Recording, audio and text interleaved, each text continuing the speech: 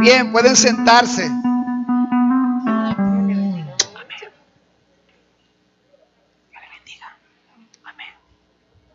Gloria a Dios. Bueno, voy a introducir diciendo esto.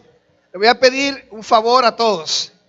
El mes pasado le tocó coordinar, incluyendo esa extraordinaria celebración de aquel musical, drama fabuloso. Le tocó coordinar y hicieron el trabajo la parte sur de la ciudad. Hemos dividido la ciudad en 4. Entonces el grupo con Napoleón y su familia y Rafael y su familia coordinaron ese evento. Y yo quisiera que le diéramos un gran aplauso a ellos. Ellos estuvieron sirviéndonos en el mes de marzo. Y hoy iniciamos lo que llamamos el distrito oeste. O sea, todo lo que está en el oeste de la ciudad. Y eso incluye Santo Domingo Oeste, incluye Santo Domingo Este, porque se sale del centro, del perímetro de la ciudad. Entonces todo este mes vamos a estar haciendo un esfuerzo de servirle a ustedes. Siéntanse bendecidos por esos hermanos. Entonces ellos van a hacer cosas diferentes cada domingo. Hoy han traído panes riquísimos y tienen café, se pueden poner de pie si gustan, mientras yo estoy hablando, mientras estamos enseñando, pero háganlo ordenadamente, por favor. Así que si alguien quiere pararse, lo hace tranquilo. Siéntanse como si fueran una casa, por favor. Amén. ¿Estamos bien ahí? Ok, Juan 4. Busquen Juan 4, por favor. Necesito que participen. Necesitamos que ustedes lean los textos. Necesitamos que ustedes estén su cerebro, su mente conectado con la enseñanza y, por supuesto, el corazón listo para recibir la enseñanza. Así que busquen su Biblia, Juan 4. Nuestro hermano Billy nos va a ayudar poniendo los textos en la pantalla, pero búsquelo en su Biblia mejor. Si no, enciéndalo en el celular, busca el celular. Juan 4. Ahora, antes de ir a Juan 4, Billy, ponme el pasaje de Juan 20 que está en el PowerPoint, o búscalo en la Biblia, porque Juan es el evangelio de la fe. Juan es el evangelio del creer. Y lo anuncia desde el propósito, aunque está al final del libro. Miren la pantalla, por favor, que quiero que lo leamos juntos. Aunque está al final del libro, este es el propósito de Juan. Todos sus capítulos, él lo escribe pensando en esto. Así que es un escritor inspirado por el Espíritu Santo, por estar consciente de esto. Entonces quiero invitarle a que lo leamos todo, por favor. ¿Listo? Ok. Pero estas se han escrito para que ustedes crean que Jesús es el Cristo, el Hijo de Dios, y para que al creer en su nombre tengan vida. Al creer. Así que el propósito de Juan es creer. Y desde el principio del libro comenzamos a ver eso. Ahora quiero invitarle a alguien que vaya al capítulo 2, por favor. Avanzamos un poquito y quiero hacer un repaso. Billy, si me busca, por favor, Juan 2, versículo 21, creo. Vamos a ver, Juan 2. El versículo 23, Juan 2, 23. Si lo tenemos ahí, pon el 22, por favor, gracias. Mientras estaba en Jerusalén, déjalo ahí, déjalo en el 22. El 22. Bájamelo al 22 para que entendamos el 23. Así que cuando se levantó de entre los muertos, sus discípulos acordaron de lo que había dicho. Y creyeron, ok, ahí viene el verbo otra vez. Y creyeron en la escritura y en las palabras de Jesús. Mientras estaba en Jerusalén, durante la fiesta de la Pascua. Ese versículo hay que conectarlo luego con el capítulo 5, que veremos la semana entrante. Entonces, para que estén atentos, este versículo hay que conectarlo con el capítulo, bueno, de hecho con la enseñanza de hoy, pero también con el capítulo 5. Muchos creyeron en su nombre al ver las señales que hacía. ¿Qué fue lo que pasó? Mientras Jesús estaba en la Pascua en Jerusalén, que muchos creyeron en su nombre, porque veían lo que Jesús estaba haciendo. No obstante, y no voy a pedir que lo leamos, los versículos que siguen dice que Jesús estaba dudoso de esa creencia. Es como, creen por lo que te doy. Tú estás creyendo porque te doy comida. Desde que no te doy comida, deja de creer. Entonces Jesús estaba dudando porque él conocía el corazón de ellos. Ahora quiero que avancemos un poquito. Ahora vayamos al capítulo 4. Capítulo 4. Y vamos a comenzar a ver parte de la enseñanza de hace 2 domingos. del hermano Julio Lugo. Julio Lugo compartió con nosotros todo el capítulo 4, exceptuando la parte del 43 en adelante, acerca de la mujer samaritana. Y en el versículo 39, a partir de ahí, Billy, 39, 4, 39, vamos a leerlo hasta el 42. Esa parte ya se enseñó, pero quiero que la leamos, porque si no entendemos esto, no entendemos lo que continúa. Dice que muchos de los samaritanos que vivían en aquel pueblo, ¿qué pasó? Creyeron, porque el testimonio que daba la mujer, creyeron en él, creyeron en Jesús, por lo que la mujer le contó. Me dijo todo lo que había hecho. Siguiente. Así que cuando los samaritanos vinieron a su encuentro, le insistieron en que se quedara con ellos. Jesús permaneció allí 2 días. Ahora, si me pone el versículo 1 del mismo capítulo 4, mire cómo tenemos que estar viendo los textos. En el versículo 1 dice que Jesús salió de Judea para ir hacia Galilea. Jesús se enteró de que los fariseos sabían que él estaba, bueno, no es el versículo 1, déjame buscar mi Biblia. El 3, exacto, el 3. Ponme el 3, por favor. Gracias. Versículo 3. Harold, necesitamos una computadora más rápida. Ok, por eso se fue de Judea y volvió otra vez a Galilea. ¿Y el 4 qué dice? Como tenía, bueno, es el 3. O sea, estaba en Judea. ¿Sabe cuántos kilómetros más o menos de Judea a Galilea? 106 kilómetros. Hoy día, medio kilómetro y nos estamos ahogando. Ay, pastor, eso es tan lejos. Y hay que ir a Miraflores. ¿Cómo se llama la hermana Ginny? ¿Está aquí Ginny? No la he visto. No, ¿cómo se llama donde vive la hermana Gladys? Mi Hogar. Hay que ir a Mi Hogar. Vamos en carro con aire acondicionado. 106 kilómetros aproximadamente entre esas dos provincias que habían en Israel. Es decir, que Jesús está viniendo de Judea, va para Galilea. Dice que salió para Galilea, pero no dice que llegó. Hay 2 días que Jesús se detiene solamente en Samaria, porque en Samaria que está aconteciendo todo esto. Ahora, el texto que continúa, Billy, 39 al 42. Vamos a seguir la parte que está con problemas esa computadora. Vamos a ir allá. Voy a abrir mi Biblia mejor. Juan 4:39. Sí, vamos a repetirlo otra vez para continuar hasta entrar en el pasaje que nos toca esta mañana. Dice el texto: muchos de los samaritanos que vivían en aquel pueblo creyeron. Esa es la palabra que quiero que subrayen. Si lo subrayan en su Biblia. En él, por el testimonio de la mujer, que daba la mujer, me dijo todo lo que he hecho. Así que cuando los samaritanos fueron a su encuentro, le insistieron en que se quedara con ellos. Jesús permaneció allí 2 días y muchos más llegaron a creer por lo que él mismo decía. Ya no creemos solo por lo que tú dijiste, le decían a la mujer. Ahora lo hemos oído nosotros mismos y sabemos que verdaderamente este es el Salvador del mundo. Amén. Le voy a desafiar en esta mañana a pensar en la incredulidad. Así que vamos a ver un pasaje de un milagro, de la segunda señal que Jesús hace en el libro de Juan. Recuérdense que son 7 que vamos a ver y la vamos a ver en esta primera parte del libro hasta el capítulo 12. Esta es la segunda, pero con el tema de qué pasa con la incredulidad y cómo la incredulidad, aún en nosotros que estamos del otro lado, estamos en el Nuevo Testamento, con todo esto en la mano, con todo esto que está aquí en un aparatito, pero aún nosotros seguimos incrédulos. Eso es lo que yo pienso.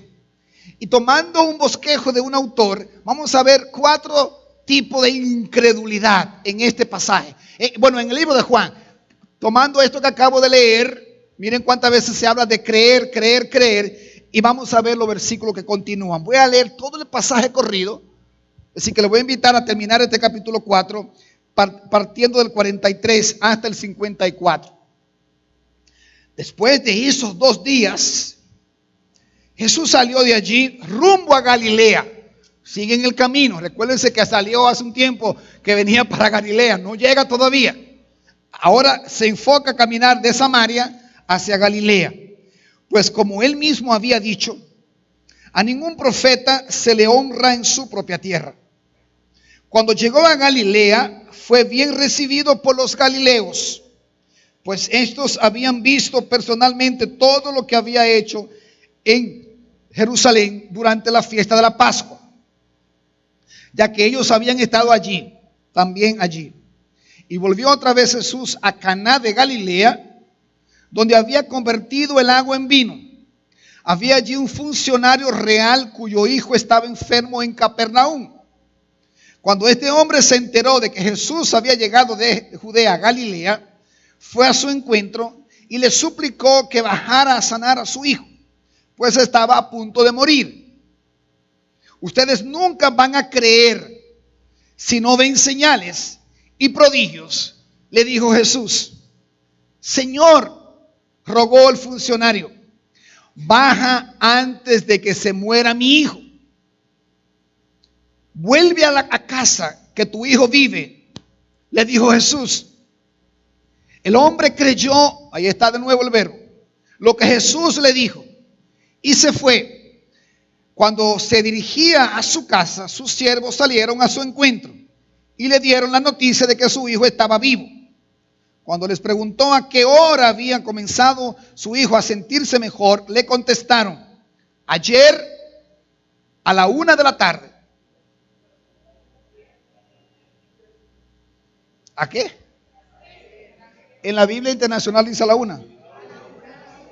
Ok, no importa la hora. Fue el otro día. Se le quitó la fiebre. Entonces el padre se dio cuenta de que precisamente a esa hora Jesús le había dicho, tu hijo vive. Así que resultado, creyó él con toda su familia. Esta fue la segunda señal que hizo Jesús después de que volvió de Judea a Galilea. Billy, por favor, ponnos el mapa que he puesto en un PowerPoint ahí para que veamos un poquito, porque habla de Judea, Galilea, Samaria, Capernaum y todo eso. Si me ponen el mapa lo vamos a ver un poquito ahí. Vamos a ver los primeros versículos 43 al 45, haciéndole pregunta al texto. Bueno, ahí está. La pena que esa pantalla no se puede, si tú la puedes agrandar, nada más. Pero ahí está, eso es. Si ustedes pueden mirar, Galilea está por allá arriba. Bájalo más para que vean a Judea. Judea está más arriba todavía. No, perdón, Judea está aquí abajo. ¿Ok? Entonces todo donde está Samaria por acá, Galilea está allá arriba. Y ese trayecto por ahí son más de 100 kilómetros. Algunos dicen que hoy día son 106 kilómetros. Pero de Capernaum, vamos a ver. ¿A dónde está? Está Caná de Galilea. Está arriba Caná. Ok, allá está Caná. Para bajar a Capernaum, tú lo ves que está más arriba, pero es bajando a Capernaum. Son como 23 kilómetros. Y Jesús caminaba 23 kilómetros en un par de horas. Eso no era un asunto eso no era de que 23 kilómetros. Es decir, que solamente estoy aquí, se mueve allá y no llegaba a un hotel a dormir. Lo estaban esperando siempre. Y no tenía tenis Adidas. Hoy día, hermano, nosotros vemos eso y decimos, no, él bajó a Capernaum, 23 kilómetros. No, es que él se fue a Betania con sus amigos, 11 kilómetros desde Jerusalén, porque quería estar solo. Pero no era porque quería estar solo, allí lo esperaba un muerto que se llama Lázaro. Entonces, cuando vemos la Biblia, aún los mapas nos ayudan para ver lo que realmente se está haciendo allí. Veamos estos primeros versículos. 2 días pasaron, sale de ese encuentro que tuvo en Samaria con esta mujer, va camino a Galilea y allí cuando llega dice que los galileos lo estaban esperando. Es decir, que no fue que Jesús caminó todos estos kilómetros, pasó un par de días en el camino, pero nunca se paró. Una de las cosas increíbles de Jesús es que Jesús descansó cuando se fue al cielo. Esos 3 años fueron intensos, mucho trabajo, mucho ministerio. Ahora, dice en el texto, entre paréntesis, por lo menos en esta versión, como él mismo había dicho, a ningún profeta se le honra en su propia tierra. ¿Qué fue lo que pasó? ¿Alguien me ayuda? ¿De dónde era Jesús? De Nazaret. ¿Sí? Aunque nació ¿dónde? En Belén. Entonces, no nos metamos en esos detalles, pero Jesús nació, pero no era de ahí, fue a un censo y toda esa cosa. Entonces le llaman el Nazareno porque era de Nazaret. Y en alguna parte también de la isla dice, ¿podrá salir algo bueno en Nazaret? O sea, la gente no Sí. creía que podía salir algo porque era un carpintero. De hecho, eso fue lo que pasó en el capítulo 2. El encuentro con Felipe, el encuentro con los discípulos de Juan era eso. Y va a ser algo bueno de Nazaret. Y de ahí puede haber algo. Entonces ellos eran bien incrédulos. No creyeron. Aquí viene el tema de la incredulidad. Desde este momento comenzamos a apuntar hacia la incredulidad. Dice, ningún profeta se le honra en su propia tierra. Pero era porque ellos no lo creían a Jesús. La samaritana sí le creyó.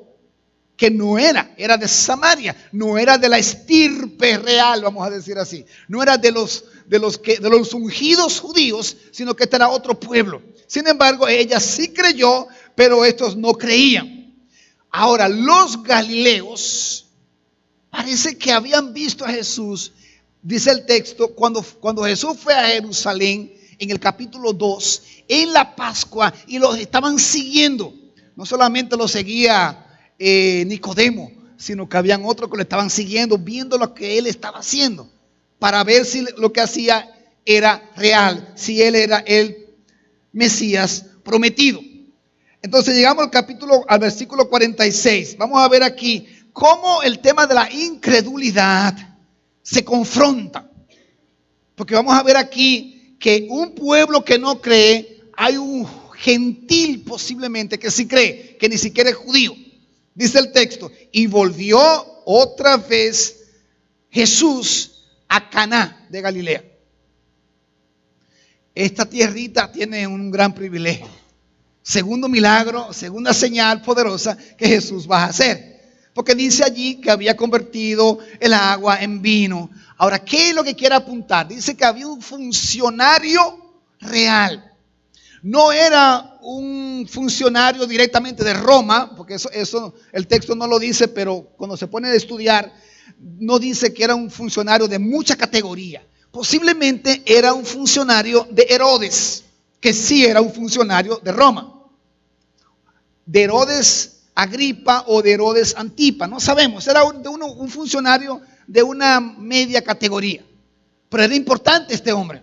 Entonces dice el texto, cuyo hijo estaba enfermo en Capernaum. Bueno, si ponemos el mapa vamos a ver que hay una distancia de Caná hasta Capernaum. Se cree que unos 23 kilómetros. Y le dice, hey, yo quiero que tú vayas. Eso es lo que dice el texto. Si lo pueden leer conmigo. Cuando este hombre se enteró de que Jesús había llegado de Judea a Galilea, realmente había llegado de Samaria. Si somos literales, ¿sí o no? Porque el último lugar donde estuvo fue en Samaria. Pero no es una contradicción, es que él viene desde Judea. Bueno, y el texto sigue diciendo, fue a su encuentro y le suplicó. ¿Sabe cuál es el significado del verbo en el griego? Se le puso de rodilla y se postró ante Jesús y le dice, mi hijo está enfermo.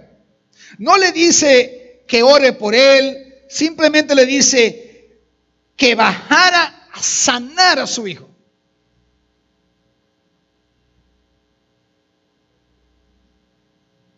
Él sabía que si Jesús iba, lo iba a sanar. Lo que él no sabía, que Jesús no tenía que ir para sanarlo. La lección que yo veo aquí es esta. Jesús no tiene que ir a tu casa para sanar a tu enfermedad o a tu familia. De hecho, en otro de los evangelios, uno de los discípulos dice, basta con una palabra tuya para sanarme. Una sola palabra. No tiene que tocarme, pero por favor, di una palabra. Este no es un judío, es un funcionario gentil. Es un hombre que no tiene la fe o que no debería tener la fe de los judíos. Sin embargo, le dice, yo quiero que tú bajes y tú ores y sane a mi hijo. Y sigue diciendo el texto, pues estaba a punto de morir. Ustedes nunca van a creer, que eso es lo que quiero que veamos, si no ven señales y prodigios. Le dijo Jesús, Señor, otra vez, se pone o sigue de rodillas. Rogó al funcionario, baja antes de que se muera mi hijo. ¿Qué está pasando acá? Yo le voy a hacer una pregunta. ¿Creen que el funcionario escuchó a Jesús cuando habló? Yo no creo. Yo creo que él no escuchó. Jesús dice, bueno, ustedes creen porque yo hago señales y maravillas y prodigios. Él no está escuchando. Él lo único que quiere es que Jesús le sane a su hijo. Es decir, que este hombre, en medio de un pueblo, acaba Jesús de decir, ningún profeta es recibido en su propia tierra. Ustedes son unos incrédulos. Y este hombre se detiene, se pone de rodillas. Escucha primero que Jesús subió. Yo no sé si él subió también de Capernaum, porque el texto no lo dice. Póngase usted que él caminó 23 kilómetros para ver a Jesús, porque su hijo estaba enfermo.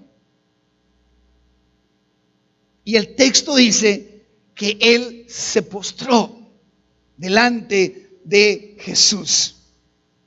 ¿Qué lecciones o enseñanzas aprendemos de estos primeros 7 versículos? Quiero escucharlo. Lecciones o enseñanzas de estos primeros 7 versículos. No hay mucho que interpretar, así que no pregunto qué significa, porque yo creo que es fácil de entender. Ahora, ¿qué lecciones tenemos de estos 7 versículos? 2 o 3 personas que participen, por favor. Acá, Luis. Hay que aprender eso de Dios. ¿Por dónde lo ve? ¿En qué texto? Ah, ok. Él no escuchó o escuchó. Él oyó lo que dijo, pero no lo entendió. No entendió porque él le dijo que ustedes creen cuando yo hago señales y prodigios. Ok. Bueno, una gran lección. No estoy seguro de lo que entendí, lo que decía del texto, pero es una gran lección. Aprender a escuchar la voz de Dios. Wellington, díganlo un poquito alto que se escuche sin micrófono. O sea, el creer. Y yo creo que ahí va, Wellington, déjame aprovechar esto para decir algo. Eso que tú dices, porque no lo expliqué, no lo dije hace un ratito. Yo creo que una de las problemáticas de la iglesia hoy día es que se ha vuelto una iglesia mágico-religiosa. Tú tienes que tocar la casa para ser bendecida, porque si no la toco, no es bendecida. ¿Dónde dice eso? Bueno, la palabra dice en Santiago que unjamos con aceite, está bien. Eso es antiguo testamentario, que el templo se ungía en el Antiguo Testamento. No estoy diciendo que no lo hagamos. Lo que estoy pensando es que tiene que ir a la casa, porque si no va a la casa, no es bendecida. Claro, qué lindo ir a la casa, sobre todo si hay un compartir con no creyentes, se testifica y todo eso. Pero yo creo que el evangelio no es mágico religioso. El evangelio es creer, punto. Creo y listo. Claro, podemos tocar, podemos ungir, todo eso, pero quitémosle al evangelio lo mágico. Es como que si yo toco, va a ser sano. Y si no toco, ¿no es sano? Yo no creo. Ok, Ginny, y aquí 2, y cerramos esos primeros 7 versículos. Todavía no se podía orar en el nombre de Jesús porque estaba vivo. Había que hablar con Jesús. Porque creía, gracias. Y es lo mismo hoy día. Hoy día sí oramos en el nombre de Jesús, porque ya Él lo dijo en su palabra. Él ya no está con nosotros. Oramos en el nombre de Jesús. Oramos por el Espíritu que está en nosotros y ya creemos y ahí está. Lo creemos, Dios lo hará. Ahora, no siempre Dios hace lo que tú le pides, porque entonces sería el que gobierna eres tú y no Dios. Muchas veces nosotros queremos manipular a Dios con la oración. Y si no, después nos enojamos y nos apartamos. Una persona más acá, una sola, y seguimos porque ya son las 12. Y yo quisiera pasarme todo el tiempo que ustedes hablen, pero entonces se nos va el tiempo, lamentablemente. Una persona más, vamos a los siguientes versículos. ¿Cómo se aplica eso hoy a nosotros? De hecho, con frecuencia eso es lo que pasa. Ustedes y yo. Nos desesperamos. Hay una fiebre, hay un dolor, hay algo que no entendemos y nos desesperamos. Porque esa es la tendencia nuestra. Ahora, la enseñanza detrás de la desesperación es la que vamos a ver ahora. Así que los que tienen mano levantada, Joselito, voy a preguntar en el siguiente pasaje. Y la hermana Nelcy aquí tenía también para hablar. Así que les voy a invitar a que veamos esto y luego ustedes tres son los primeros en participar. Misael también. Dice el 50, vuelve a casa. Aquí cambió la cosa. Señor, yo quiero que tú bajes y toques y no le, aquí no dice lo que le pidió, pero ¿qué es lo que quiere? Que tú le toques y que tú digas una palabra y se levante mi hijo para que no muera. Y dice Jesús, vuelve a casa. Hello, vuelve a casa, que tu hijo vive. El hombre creyó lo que Jesús le dijo. ¿El hombre qué? Usted se imagina que pero Señor, por favor, yo lo que quiero es que tú vayas. Ve a casa, que tu hijo vive. El hombre, gracias Señor, 23 kilómetros. Cuando regresó al otro día, quién sabe si esto era en la tardecita. Al otro día, 23 kilómetros, regresa a su casa. Los criados salen a darle la noticia. Dice, su hijo estaba vivo. Cuando les preguntó a qué hora había comenzado su hijo a sentirse mejor, le contestaron, ayer. ¿A qué hora? A la misma hora que Jesús le dijo, tu hijo vive, vete a tu casa, cree en mí. Entonces, aquí viene la parte que más me impacta. Así que creyó él con toda su familia. ¿Cuánto cuesta eso hoy día? Ok, 3 personas. Aquí quiero ya otra vez. ¿Qué lección aprendemos? Entonces, déjeme decir algo, Marlon, te amo.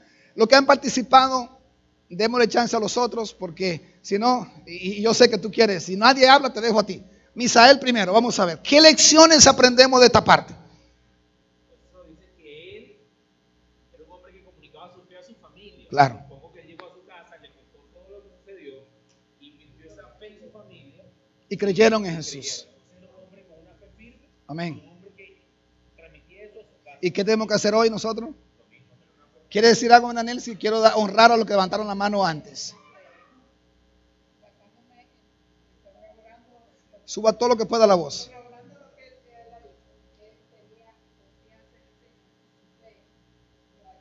Ok. Excelente. Puede, si no tienen que hablar necesariamente, pero le doy chance porque levantaron la mano. José Luis.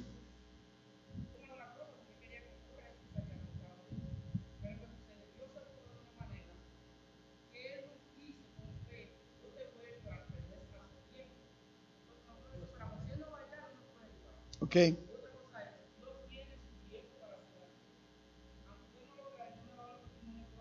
Okay.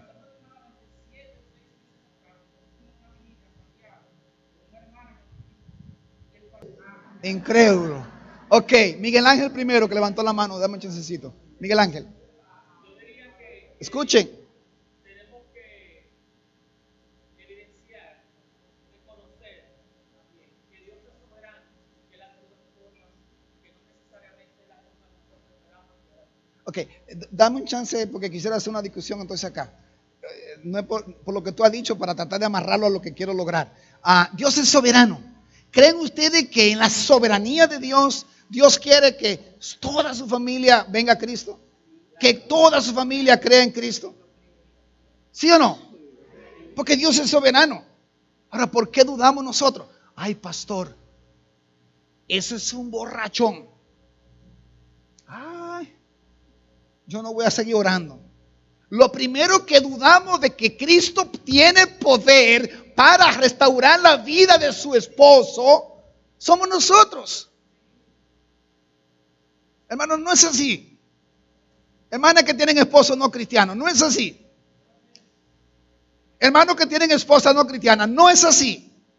Ay, pastor, es que, y comenzamos a dudar. ¿Por qué usted no declara en el nombre de Jesús, le cree a Jesús, que su esposa, que sus hijos van a creer en Cristo? Pero si comenzamos nosotros a dudar, El texto dice, creyó él con toda su familia. Lo que decía Misael es posible, regresó y le contó todo. En el pasaje anterior, ¿quiénes creyeron cuando la mujer fue y le contó lo que Jesús le había dicho? Un montón de samaritanos. ¿Quiénes fueron los primeros? Los ex. No fue así lo que dice el texto. Ella fue y le dijo a todos esos hombres que había tenido de esposo: hey, este hombre me ha contado todo y me dijo que tuve 6 y tú eres el primero. Tú fuiste el primero. Tú fuiste el quinto. Esta mujer fue y le contó y esos hombres creyeron en Cristo. Entonces hay suficiente evidencia en el texto que aún los no religiosos son los primeros que creen. Los que somos religiosos somos los que menos creemos. 30 años en el Evangelio y todavía dudamos si Jesús puede sanar una oración de alguien que está enfermo. 30 años en el Evangelio y aún dudamos de que nuestros hijos que están quizá batallando con la fe pueden creer en Cristo o van a ser salvos en Cristo. Pero batallamos y batallamos y batallamos y batallamos y batallamos. Entonces aquí hay un gran desafío para mí, hermanos. Iglesia, creamos en Jesús. Hermanos, creamos que su vecino puede venir a Cristo. Que el que vive debajo de su apartamento o encima de su apartamento, que su compañero puede venir a Cristo. Ahora usted tiene que creerlo. Si su fe es tan corta de que usted ni lo puede invitar a su grupo, no es posible, hermano. Es decir, que la fe nuestra tiene que ser puesta en acción. Hoy es un día para que su familia cree en Cristo. Esta semana es una semana para que su familia cree en Cristo. Cuando a veces le pregunto a los grupos pequeños, ¿y qué pasa que no veo una persona, no puedo decir invitada, pero que no veo a nadie nuevo en 3 meses? Es que nadie viene. Que nadie viene. Yo no conozco casi a nadie que te diga que no a una cena que tú le invites. Si te dice que no, te dice, pero hoy no, pero mañana sí. Entonces las invitaciones suyas no están correctas. No digo que lo invite a cenar, pero algo está mal en la invitación, o algo está mal en el testimonio, algo está mal en el grupo, algo hay que cuestionar. No es posible que si usted invita a alguien a irse de viaje con usted al mejor lugar de este planeta, le diga que no siempre. ¿Sabe cuál es el mejor lugar de este planeta? La iglesia. Pecadora, con pastores locos o pastoras que no saben lo que están haciendo, o superpastores o lo que quieran poner. El mejor lugar, según Jesucristo, se llama la iglesia. Ahora, la iglesia no necesariamente la que acabo de decir, es la iglesia de Jesucristo, es la que tenemos que hacer. Es esa iglesia donde nosotros honramos lo que es la iglesia. Y yo creo que aquí hay una gran lección para nosotros, hermano. Y tenemos que despertar a esto. Déjenme avanzar un poquito acá porque quiero nada más citársela y yo no sé si va a haber velocidad suficiente para presentarlo en la pantalla, pero yo lo voy a leer. Aquí está. Escúcheme unos 5 pasajes rapidito, que no son siempre lo que citamos en la Biblia, lo que yo he citado y el pastor Frank citó al principio del año cuando hablamos de familias que creen en Cristo. Escuche este pasaje en Hechos 11:14. Le voy a decir quién es porque solo el versículo no me deja claro quién es. Hay que leer un poco antes. Él te traerá un mensaje mediante el cual serán salvos tú y toda tu familia. Cornelio. Es el pasaje donde Cornelio se le da una palabra de un ángel que le dice, mira, tranquilo. Él, Pedro, va a venir, porque está hablando de Pedro, que va a ir donde Cornelio, le va a predicar el evangelio. Entonces dice, el cual serán salvos, mediante el cual serán salvos tú y tu familia. Voy a leerlo de nuevo para que veas dónde está el énfasis. Él te traerá un mensaje. ¿Cuál fue el mensaje? El evangelio. Entonces, si tu familia es salvo, no es porque yo le predique, es porque tú le prediques el evangelio con tu testimonio, con tu boca también. Escuchen, Él te traerá un mensaje mediante el cual serán salvos tú y tu familia. Hechos 16:15. cuando fue bautizada con su familia, nos hizo la siguiente invitación. Si ustedes me consideran creyente en el Señor, vengan a hospedarse en mi casa. Y nos persuadió, dice Pablo, hablando de Lidia. Dice que se bautizó ella y su familia y le dijo, hey, pasen a mi casa, quiero compartir con ustedes, vengan a mi casa. El mismo capítulo 16, versículo 31 al 34. Cree en el Señor Jesús, así tu familia serán salvos, así tú y tu familia. Le contestaron. Luego les expusieron la palabra de Dios a él y a todos los demás que estaban en su casa. A esas horas de la noche, el carcelero se los llevó y les lavó las heridas. Enseguida fueron bautizados él y toda su familia. El carcelero los llevó a su casa, les sirvió comida y se alegró mucho junto con toda su familia por haber creído en Dios. ¿Está claro el carcelero? 18:8 de Hechos. Crispo, el jefe de la sinagoga, creyó en el Señor con toda su familia. También creyeron y fueron bautizados muchos de los corintios que oyeron a Pablo. Y como habla de los corintios, un pasaje, aunque hay varios en Corintios, un pasaje es en 1 Corintios 1:16. Está el mismo Crispo. Dice Crispo en Hechos, el jefe de la sinagoga. En 1 Corintios 1:16 dice, bueno, también bauticé a Estefanas. Fuera de esto, no recuerdo haber bautizado a ningún otro. Ahora, cuando leemos el 14, o 2 versículos anterior, él dice que bautizó a Crispo y a Gallo. Pablo no bautizaba gente, eran sus discípulos que bautizaban. Jesús no bautizaba, sus discípulos bautizaban. Interesante. Pero lo que quiero que vean aquí, dice, bueno, también bauticé a la familia de Estefanas. Y más arriba dice que bautizó a Crispo y en Hechos dice que fue su familia. Así que si combinamos los textos nos damos cuenta que el tema de creer con toda tu familia es bíblico. Ahora, yo no puedo obligar a mi hermano a creer en Cristo. El asunto está, ¿por qué no cree mi familia en Cristo? ¿Me dan alguna respuesta por qué muchas veces no creen en Cristo? Así rápido, en 5 segundos. 1. Porque no hay modelo.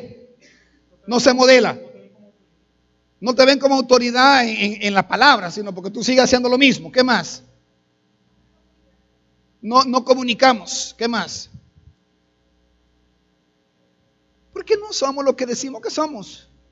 No hay modelo, como dice Martín. No hay un testimonio. La gente dice, sí, claro, pero para yo ser como él, mejor no soy nada. Ahora, no hay autoridad. ¿Cómo ganamos autoridad? Siendo fiel, creyendo y permitiendo que ese cambio sea total en nosotros. No podemos estar viniendo a la iglesia, aún bautizándonos, creyendo que, soy cristiano, soy evangélico, pero sigo haciendo lo mismo, mintiendo, robando, engañando, maltratando a la esposa, a los hijos, enemistad entre la familia. Tú dices, pero por Dios, si es así, no me hable de Cristo. Entonces, cuando creen toda su familia, es porque hay un cambio transformador, un cambio rotundo. Entonces, ese es el desafío que tenemos por delante. ¿Cómo podemos aplicar esto? Entonces, aquí viene la parte que quiero compartirle a ustedes. Pero antes de eso, voy a dejar abierto si quieren compartir algo de la enseñanza o aplicación de esta parte. ¿Alguien más quiere hablar? Había algunas. Sí. Hay algo interesante con respecto al tema de. Entonces, el tema de que, por ejemplo, los samaritanos creyeron un milagro. Sin embargo, en Caná de Galilea. Luego creyeron por lo que Jesús le dijo. En el primer milagro hubo, en la primera señal del vino. Sí. No hubo, por lo menos no cuenta de que nadie se convirtió por eso. Pero mira cómo está dando fruto más adelante. Ahora más adelante aparece esta persona, pero se agrega un elemento de que él no tenía que hacer la sanidad con la persona frente. Así es. Entonces, la gente estaba atrás de los milagros o atrás de Jesús. Exacto. Entonces, muchas veces nosotros en la iglesia sí. andamos atrás de los los milagros, no atrás de ellos. Dije lo que acaba de decir Edwin, para hablar de 4 tipos de incredulidad. Le dije que íbamos a ver un poquito sobre esto. Y yo necesito su ayuda. Ya él tomó adelante, ya se me fue adelante. Entonces, ese ejemplo lo vamos a tomar en algún lado de los 4 tipos de incredulidad. Se lo voy a dar rapidito. Si quisieran escribirlo para que se quede en la pantalla, abren el PowerPoint, un slide nuevo y escribe estas palabras que te voy a dar ahora. Y así la vamos manteniendo en la pantalla. Exposición con X, exposición, información, evidencia y endurecimiento. Vamos a ver esos 4 tipos de incredulidad que podemos ver en el ambiente en que Jesús está predicando y lo veremos aún hasta el final del libro. Exposición. A ver, ¿qué es lo que está pasando acá? Personas que son incrédulas porque no han sido expuestas. No se le ha hablado. Óyeme, pero que tú nunca... ¿Y dónde es que tú estás yendo? ¿A qué iglesia que tú vas?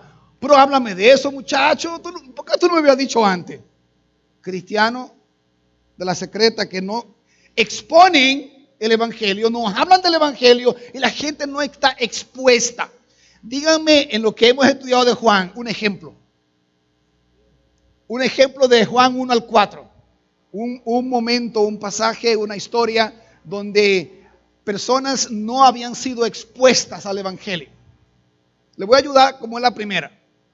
Los discípulos de Juan.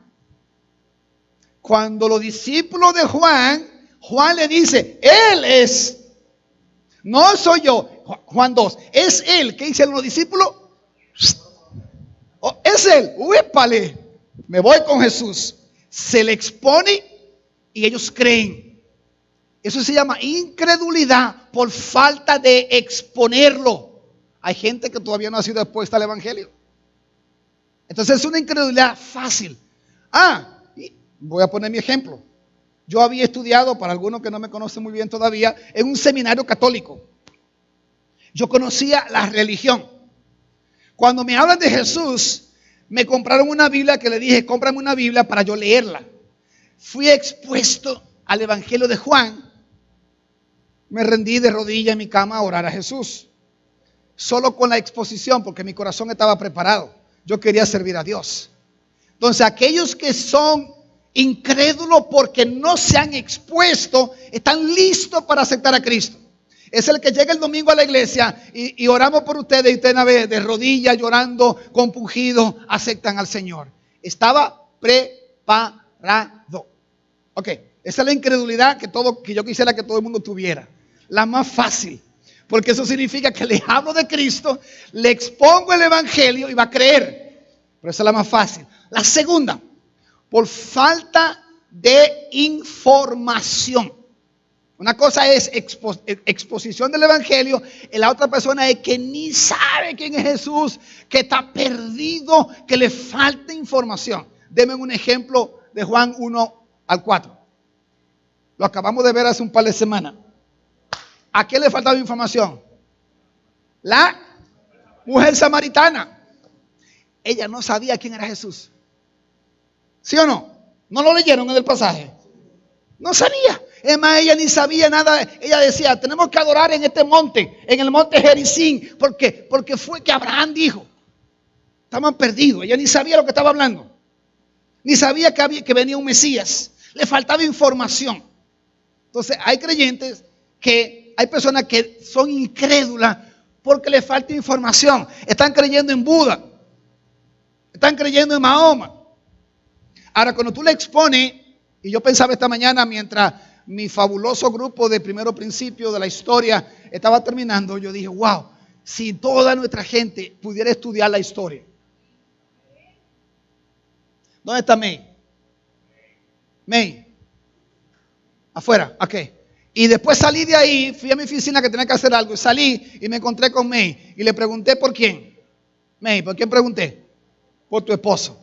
¿Sabe por qué? Porque en ese camino yo dije, wow, si Luis fuera expuesto, porque Luis es un profesional con una capacidad enorme, pero le falta el evangelio.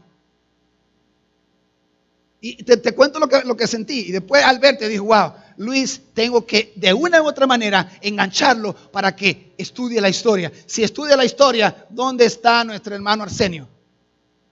Arsenio, ¿qué ha pasado contigo en la historia? Dámelo en 15 segundos. Y te voy a dar chance al final de mes que te dure 10 minutos. Te ha transformado.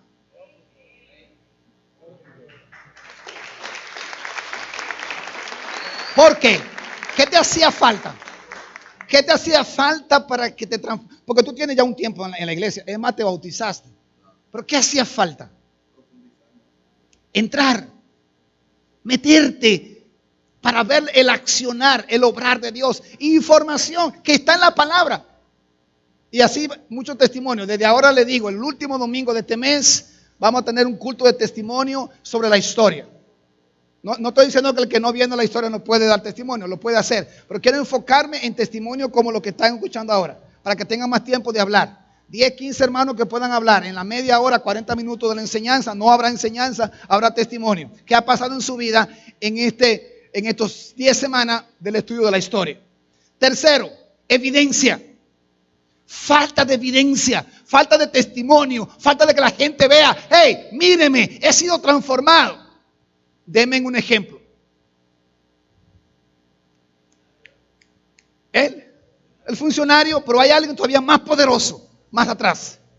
Nicodemo. ¿Qué fue lo que Nicodemo fue a hacer por la noche?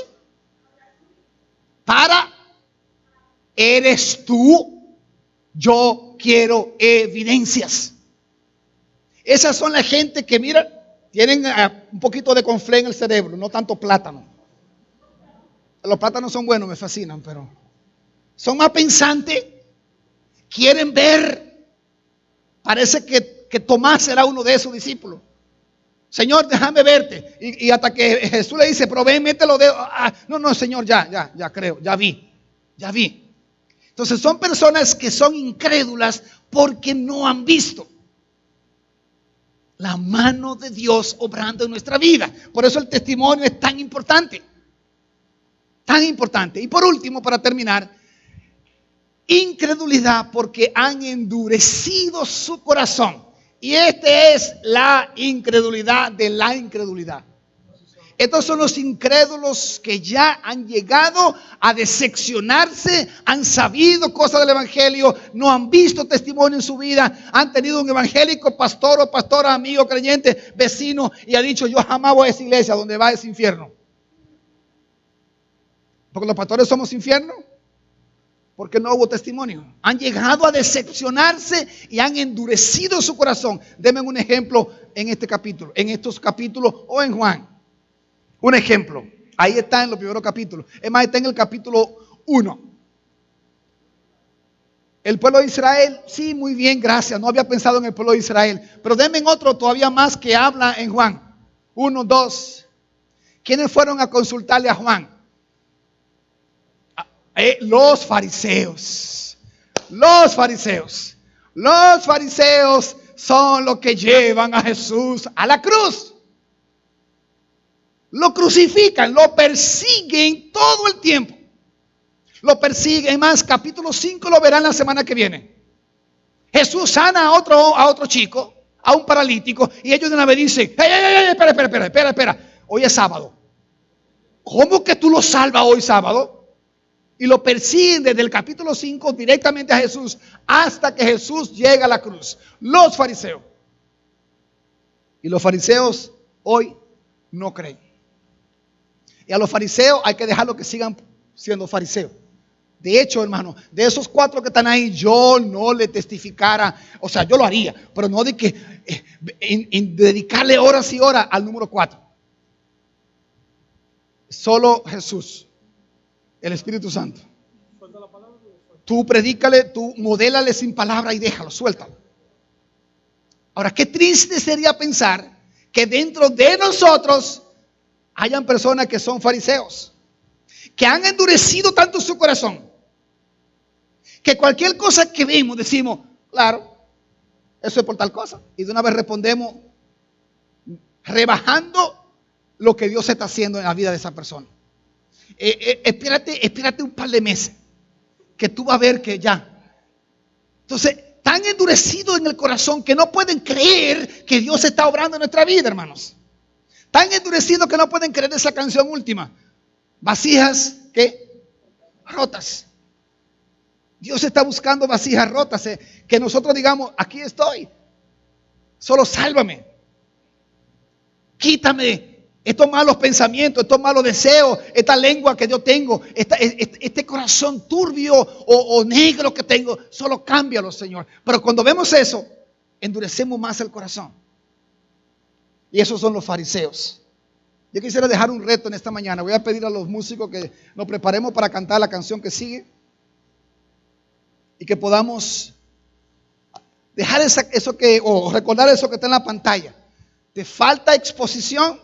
Hermano mío, si aquí falta exposición, yo renuncio a todo esto, porque aquí hablamos del evangelio constantemente. Así que yo no creo que haga falta exposición. Si te falta información, entonces dímelo para que nos sentemos en la oficina, te dedico todo el tiempo que quiera. Por ejemplo, ¿te falta información para tú bautizarte? Ven conmigo. Yo no te puedo convencer del bautismo, pero la palabra sí. Y si no te convence la palabra, entonces yo quisiera que tú examinaras tu corazón. Información. Evidencia. Falta evidencia para que te bautices. Falta evidencia para que abra tu casa a un grupo pequeño. Falta evidencia para que tú sirvas a Dios. ¿Qué te falta, hermano? Si es endurecimiento del corazón, también dímelo, pastor. Pastor, mire, yo hasta me bauticé, pero mi corazón está muy endurecido. Me robó un hermano, me maltrató un hermano, qué sé yo. Porque puede ser que se endurezca tu corazón. Si tu corazón está endurecido, hermano, ábreselo a Dios. Vasijas rotas que Él quiere sanar. Y voy a insistir con el bautismo. Junio tendremos bautismo. Quisiera ver 40 hermanos bautizándose. ¿Sabe por qué? Porque hay más de 40 que no se han bautizado. Punto. No es una magia, no estoy profetizando nada. Es que aquí hay mucha gente que sigue dando vueltas. ¿Has creído o te falta algo para creer? ¿Creíste? No estás seguro de que si tiene que durar 5 años para bautizarte, ¿tú crees que tiene que durar 3 años o 2 años o 1 año? Ven conmigo a la oficina, ven con los ancianos que te vamos a demostrar que eso es legalismo, eso es fariseísmo. Porque si el carcelero se bautizó, si Lidia se bautizó de una vez, si se bautizó Gallo, si se bautizó Aquila y Priscila, si se bautizó Pablo, dice que Pablo quedó ciego y simplemente lo bautizaron y se le cayeron las escamas. ¿Qué más evidencia quiere? Ven conmigo, ven con los ancianos, te vamos a ayudar. Vamos a ayudarte a orar para que rompa esas barreras, para que sirvas a Cristo, para que transformemos esta ciudad. Yo quisiera ver más. Ahora sí la vi, allá está. Quisiera ver más, estoy buscando por acá. Quisiera ver más gente como Ginny, que diga, yo voy a ir a aquel lado. Yo voy a ir a Santo Domingo Norte para comenzar un grupo pequeño que se convierta en una iglesia. ¿Qué tiene esa mujer que usted no tiene? Ella no tiene nada, lo que tiene son 2 años en el evangelio o menos. Eso sí tiene. ¿Y usted tiene cuánto? ¿Cuántos años tiene? Yo quisiera que alguien de aquí dijera, voy con Mercy y su esposo para Pedro Brand. Yo puedo ir, pastor. Lo que pasa es que es sábado en la tarde. Ahora, era viernes en la noche, ahora es sábado, porque le queremos dar forma de iglesia de una vez a ese grupo. Es sábado, y sábado yo voy para el salón, pastor, lo siento. Yo creo que tú vas al salón otro día, ¿verdad? Porque no va sábado, o no va a ningún salón. María del Carmen va y te atiende, o la hermana. Aquí hay 3 hermanas o 4 que tienen salón.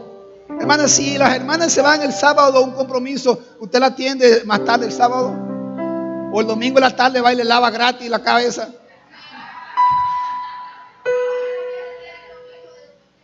Ve, ahí está, a la 1 o después de la 1 te atienden. Y yo estoy seguro que si usted es una obrera del Señor, un obrero del Señor, hasta gratis se lo van a hacer. A mí me cobran, tú ves, pero a ver. Hermano, estoy bromeando, pero hagamos esto en serio. No podemos ganar esta ciudad durmiendo siesta los sábados. Y vayan al salón, hermana, por favor, vayan al salón.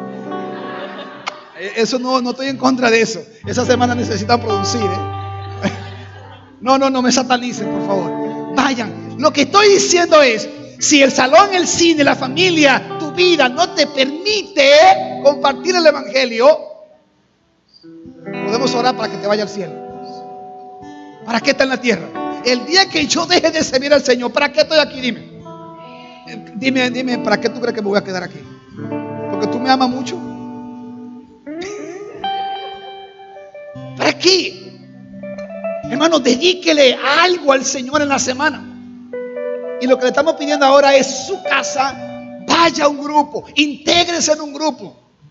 También a final de mes vamos a dar chance para hablar del servicio que tuvimos el domingo pasado en casas. Lo que he escuchado es que fue tremendo, ¿cierto? Excelente por aquí. Vamos a hablar de eso también. Pero hermano, intégrese. No lo podemos hacer si usted no obedece. Si usted sigue endureciendo su corazón, es imposible. Póngase de pie, vamos a cantarle al Señor. Y mientras cantamos, levante su mano, cierre sus ojos. Vamos a creerle a Dios. Créele al Señor. Créele a Jesús. Vamos a iniciar, hermano.